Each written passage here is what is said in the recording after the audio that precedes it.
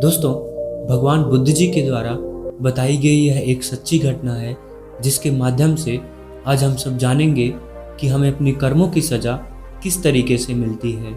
यह गाथा बुद्ध ने श्रावस्ती के जेतवन विहार में चक्षुपाल नामक एक नेत्रहीन भिक्षु के संदर्भ में कही थी। एक दिन चक्षुपाल जेतवन विहार में बुद्ध को श्रद्धा सुमन अर्पित करने आया। रात्रि में वह ध्यान साधना में लीन टहलता रहा। उसके पैरों के नीचे कई कीड़े मकोड़े दबकर मर गए। सुबह में कुछ अन्य भिक्षुगण वहां आए और उन्होंने उन कीड़े मकोड़ों को मरा हुआ पाया। उन्होंने बुद्ध को सूचित किया कि किस प्रकार चक्षुपाल ने रात्रि बेला में जीव हिंसा कर पाप कर्म किया है। बुद्ध ने उन भिक्षुओं से पूछा कि क्या उन्होंने चक्षुपाल को उन कीड़ों को मारते हुए देखा था।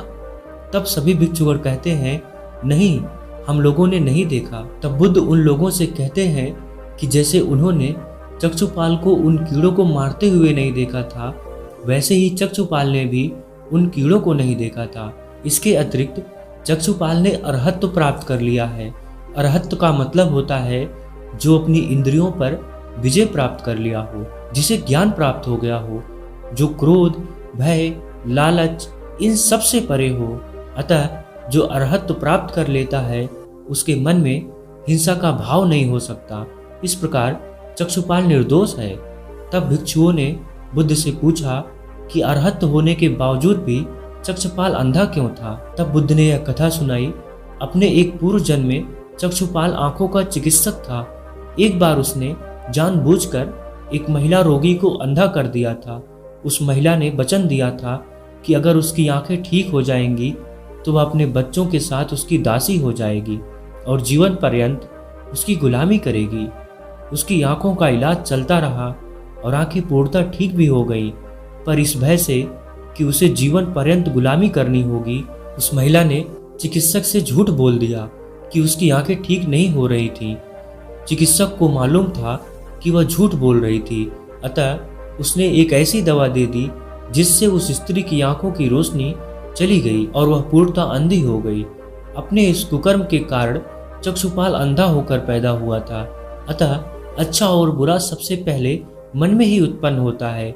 अगर हम बुरे विचारों से बोलते हैं या कोई कार्य करते हैं तो उनसे कष्टदायक परिणाम ही प्राप्त होता है। हम जहाँ कहीं जाते हैं बुरे विचारों के कारण बुरे परिणाम ही पाते हैं। हम अपने दुखों से तब तक मुक्त नहीं हो सकते जब तक अपने बुरे विचारों से ग्रस्त हैं। अतः बुद्ध मन को ही अच्छे और बुरे कर्मों का प्रवर्तक एवं निर्माता मानते हैं, क्योंकि मन के अच्छा होने पर ही व्यक्ति अच्छा होगा। सभी विचार पहले मन में उत्पन्न होते हैं। मन ही मुखिया है। जब आदमी बुरे मन से बोलता है या कार्य करता है तब दुख उसके पीछे पीछे वैसे ही हो लेता है जैसे व्यक्ति के पीछे उसकी परछाई। सबको अपने अपने कर्मों की सजा मिलती है। इंसान की जब मृत्यु होती है तब वह कुछ नहीं लेकर जाता, लेकिन एक ऐसी चीज है जो उसके मरने के बाद भी उसके साथ जाती है और वह है उसका कर्म। और कर्म उस इंसान का पीछा नहीं छोड़ती। अच्छे कर्म मुक्ति के मार्ग तक ले जाते हैं और बुरे कर्म पीड़ा देते हैं। दोस्तों, इस वीडियो में बने रहने के लिए आपका सच्चे दिल से बहुत बहुत आभार।